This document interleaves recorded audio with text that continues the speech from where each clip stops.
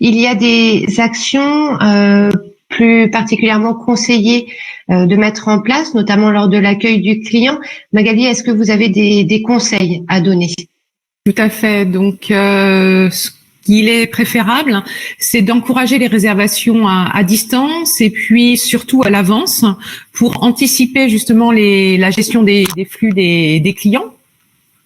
Et puis, si les salariés sont amenés à partager des outils comme un téléphone, ce qui est important, c'est de prévoir la fonction haut-parleur ou alors d'être équipé d'équipements individuels, type Bluetooth ou oreillette.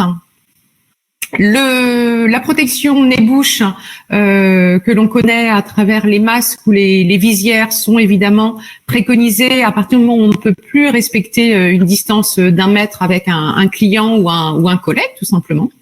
Et puis, dès l'entrée dans l'établissement, inviter les clients à se désinfecter les mains avec une solution hydroalcoolique pour justement limiter le risque de contamination. Très bien. Karim, est-ce que vous avez des conseils complémentaires, d'autres préconisations, toujours pour anticiper au mieux et rassurer au mieux le client qui se rend dans l'établissement? Déjà, lors de son arrivée, il faut la préparer au mieux.